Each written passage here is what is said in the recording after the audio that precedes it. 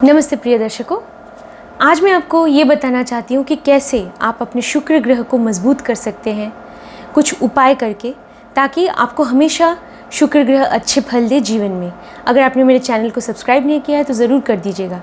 शुक्र ग्रह चाहे आपकी कुंडली में कैसे भी बैठे हैं, आप अगर ये उपाय करेंगे तो आपको अच्छे फल शुक्र ग्रह ज़रूर देंगे। तो उसके पहले मैं आपको उपाय बताने जा रही हूँ। उसके पहले मैं थोड़ा बहुत शुक्र ग्रह के बारे में बता देती हूँ। शुक्र ग्रह जो है वो जैसे भौतिकता, भोग, विलासिता और जैसे प्रेम संबंधों के कारक हैं, शारीरिक सुख के भी कारक हैं, कलात्मक शक्ति, कला, सृजनात्मक शक्ति के कारक हैं। अच्छा, तो अगर हम एक जैसे भौतिक स्तर पे बात करेंगे तो वो जैसे वो शादी के कारक हैं, और नाड़ी ज्योतिष में पुरुष की कुंडली में पत्नी के कारक हैं।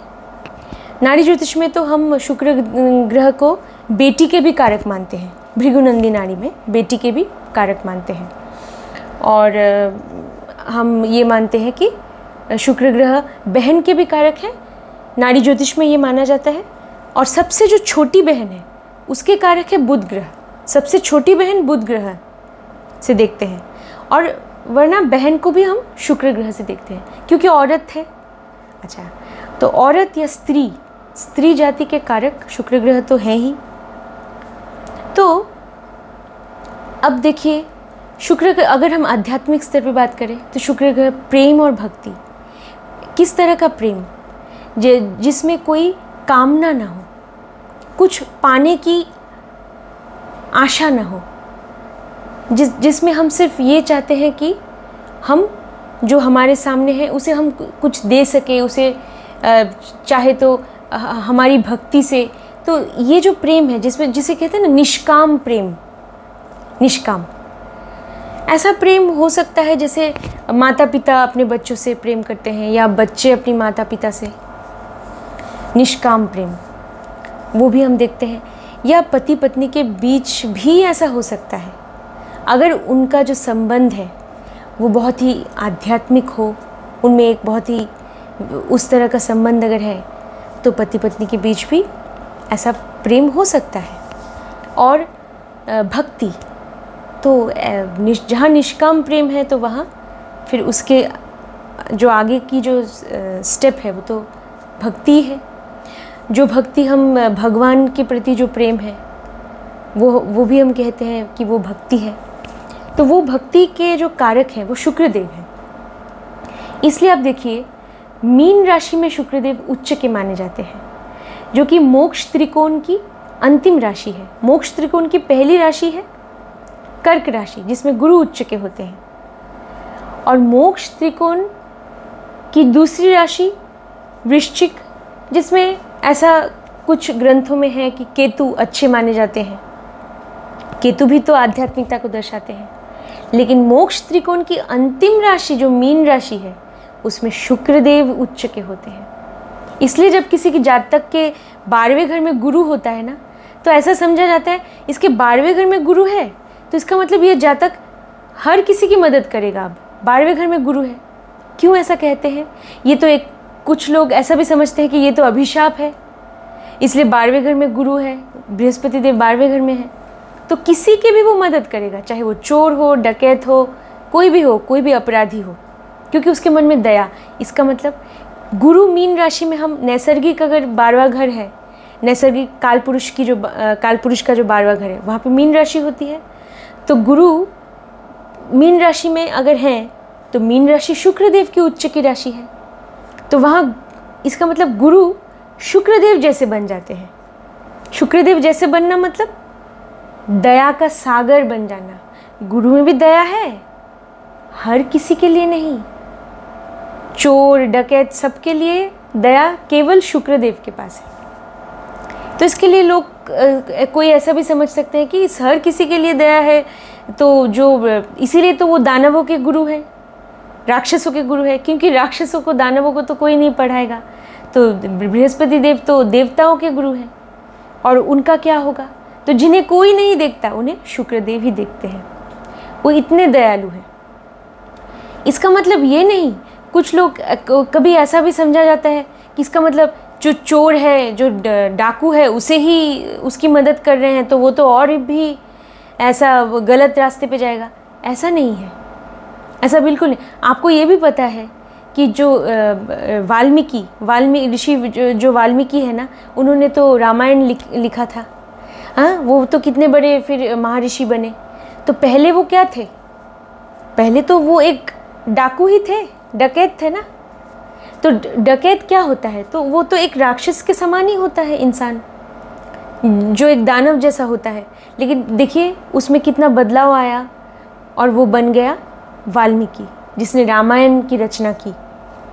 तो ऐसा नहीं है कि दानव है, राक्षस है तो वो उसमें कुछ भी अच्छा ही नहीं है, ऐसा बिल्कुल नहीं है। तो ये बात, ये जो बहुत गहराई की बात है, ये समझने की क्षमता शुक्रदेव में ही है। तो इसीलिए शुक्रदेव जिनको कोई नहीं अपनाता उन्हें अपनाते हैं। इसका मतलब ये नहीं है कि वो उन्हें गलत रास्ता दिखाते हैं। वो भी गुरु हैं, वो भी, उनके पास संजीवनी विद्या का ज्ञान है जो कि बृहस्पति देव के पास भी नहीं है। उनके पास संजीवनी विद्या के ज्ञाता केवल शुक्रदेव है, क्योंकि उन्होंने शिव जी की कृपा प्राप्त की थी। तो इसके लिए महादेव से भी ऐसा माना जाता है उन्होंने ये विद्या सीखी है। तो संजीवनी के ज्ञाता एकमात्र शुक्रदेव ही है।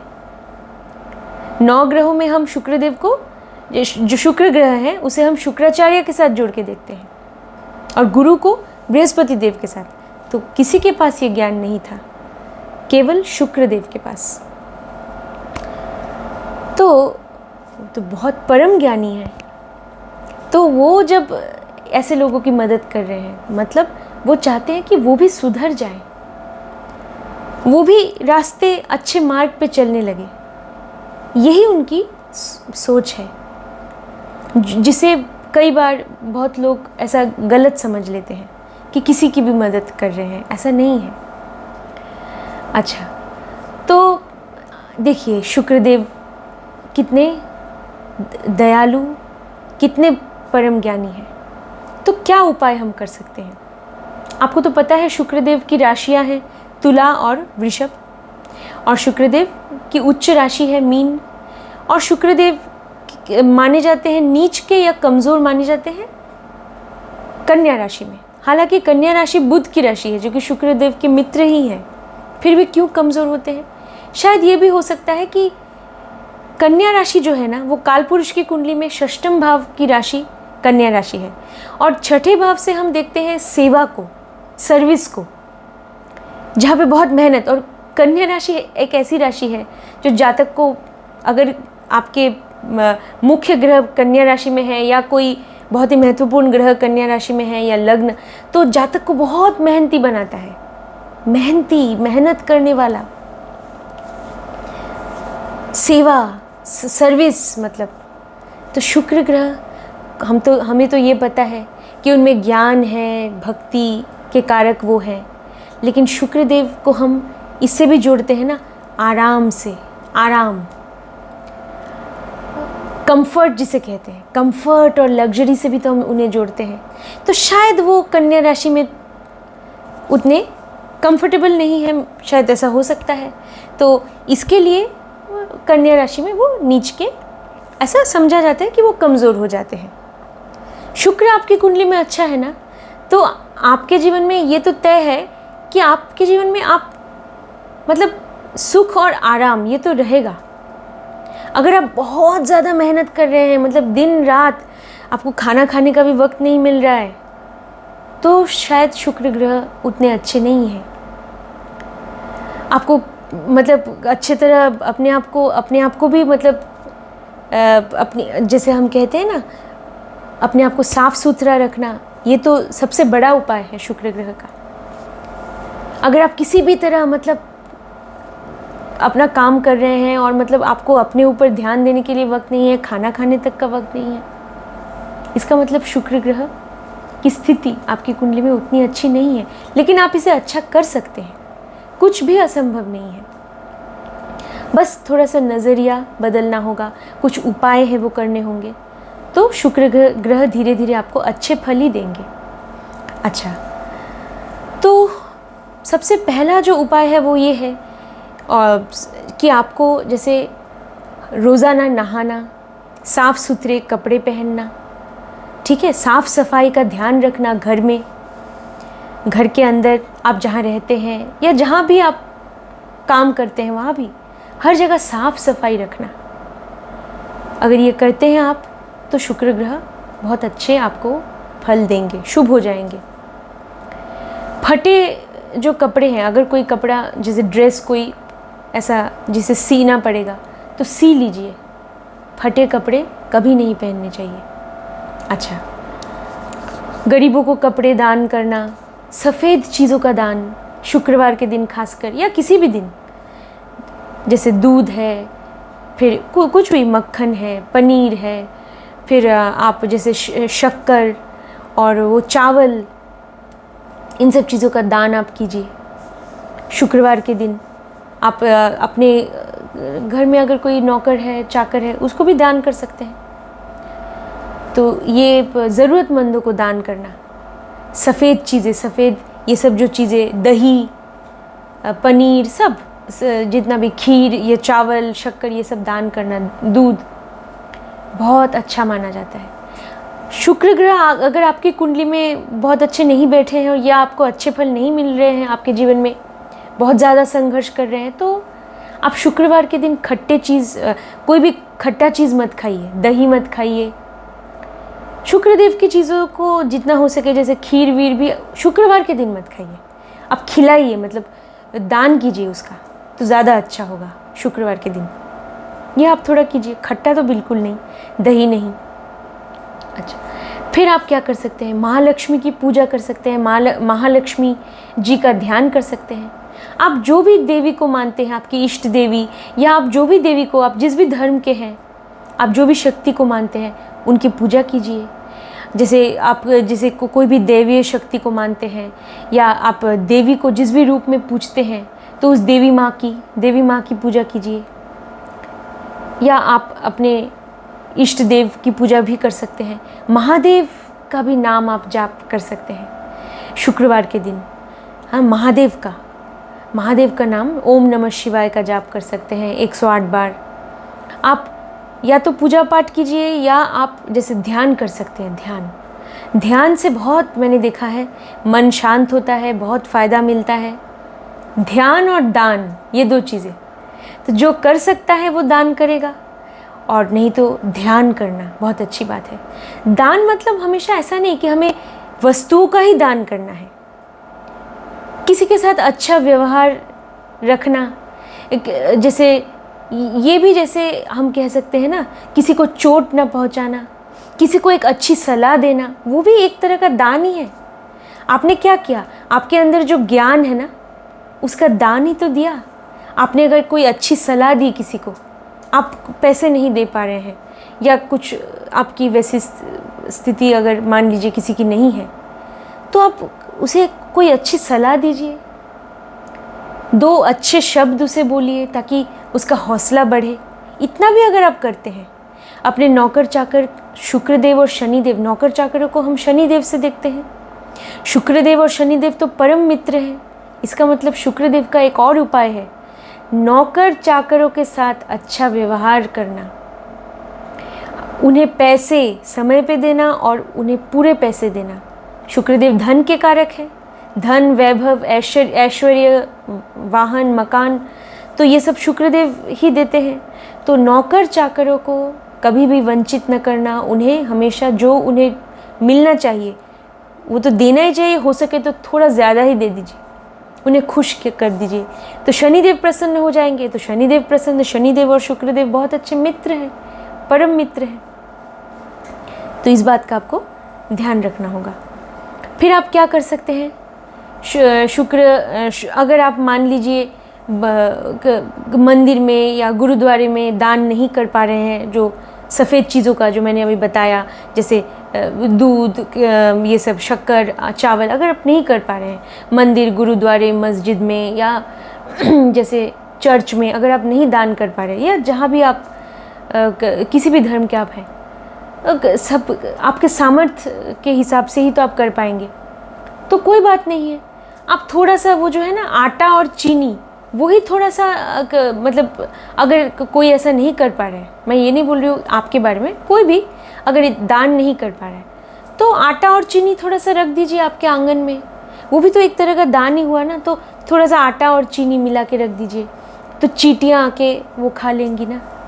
तो वो भी मतलब कुछ भी आप हो सके, थोड़ा सा भी हो सके तो दान कीजिए। चावल जो होता है ना, जो जिसे कहते हैं वो जो ग्रेन्स जिसे कहते हैं ना, पकने से पहले कच्चे चावल के दाने आप मतलब ऐसे आप आंगन में रख दीजिए, चिड़िया आके खा लेगी, वो भी तो सफ़ेद चीज़ है, आपने तो दान तो किया। इस तरह से आप कर सकते हैं। अच्छा, और आप क्या कर सकते हैं, शुक्रदेव को अगर मजबूत करना है तो शुक्रदेव, जैसे हम नाड़ी ज्योतिष में मानते हैं कि पुरुष की कुंडली में स्त्री के कारक हैं, पत्नी के कारक हैं।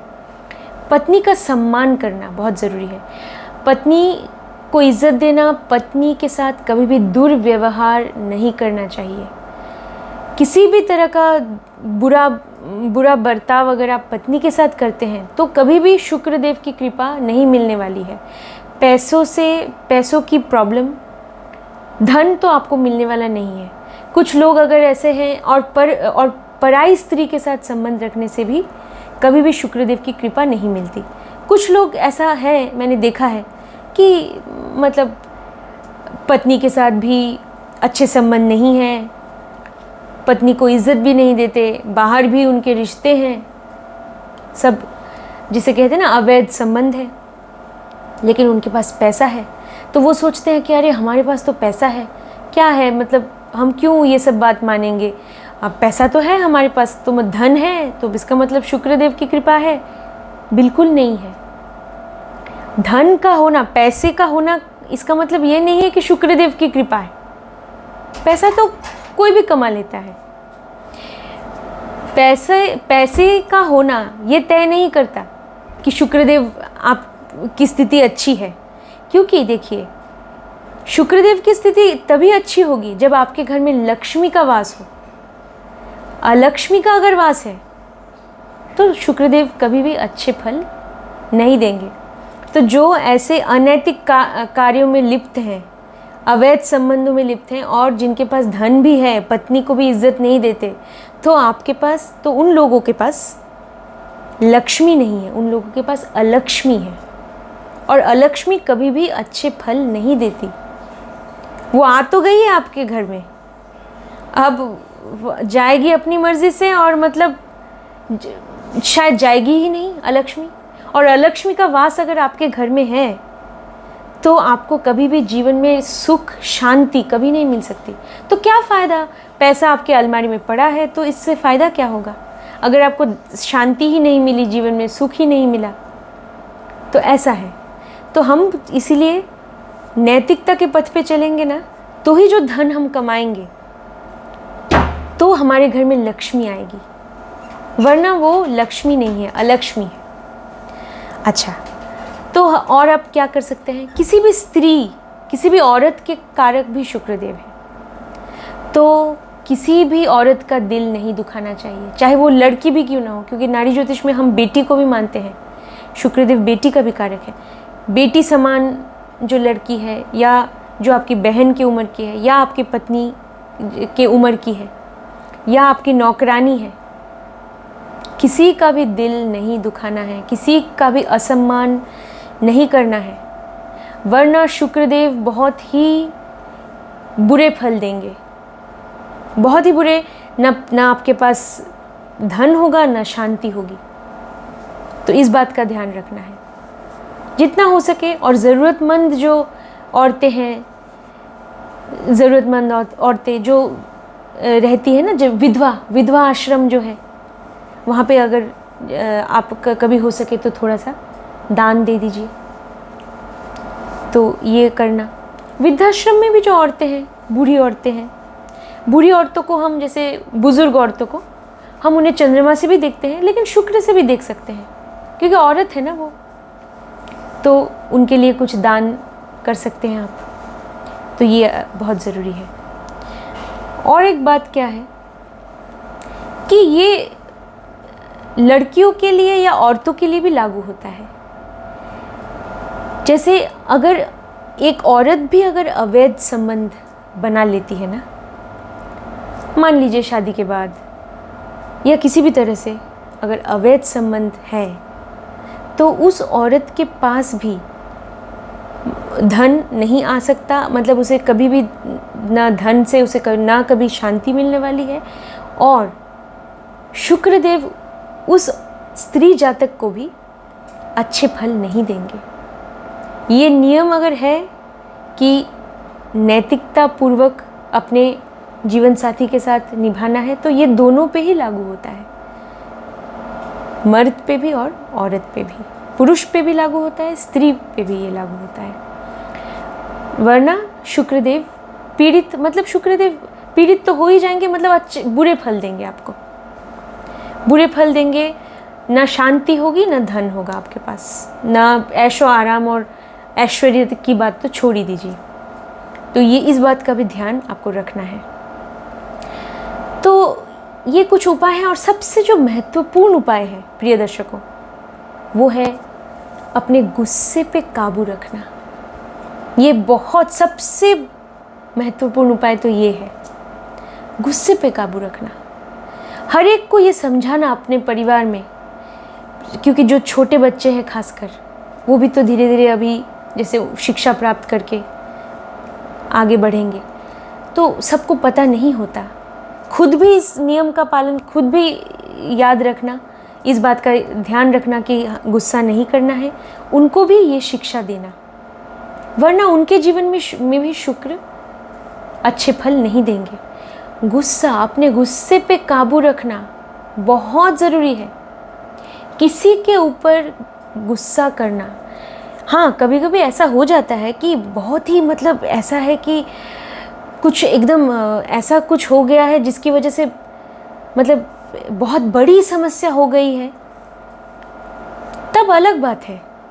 तब जैसे आपको गुस्सा आ सकता है कुछ समय के लिए, फिर आप जैसे थोड़ी देर बाद आप शांत हो जाएंगे। मतलब बहुत बड़ा अगर नुकसान हो गया है, मतलब जिसकी कोई भरपाई भी करना मुश्किल है, तब गुस्सा आना वो अलग बात है। मतलब मैं उस फिर भी मतलब चिल्लाना बहुत ज़ोर से, आप क्या कर सकते हैं? जो नुकसान होना था तो हो ही गया ना, तो आप ये मतलब क्या सकते हैं? तो आप उससे अच्छा ये सोचिए कि आप क्या कर पाएंगे उस स्थिति से बाहर निकलने के लिए, बजाय इसके कि आप गुस्सा करें, किसी को जाके आप एक थप्पड़ मार दें। बिल्कुल नहीं। गुस्से पे काबू नहीं है तो शुक्रदेव आपके जीवन में कहीं भी, मतलब दूर दूर तक शुक्रदेव की कृपा आपके जीवन में नहीं रहने वाली है। क्यों? क्योंकि जैसे ही गुस्सा आ जाता है ना, गुस्सा आने से क्या होता है, हम चिल्लाते हैं, फिर वो क्या है, गुस्सा, झगड़ा जैसे ही होता है तो वहाँ मंगल देव, मतलब मंगल ग्रह आ जाते हैं। वो भी मंगल ग्रह का नकारात्मक जो रूप है वो आता है। मंगल देव का जो सकारात्मक रूप है वो है साहस, ऊर्जा, वो है उनका सकारात्मक रूप।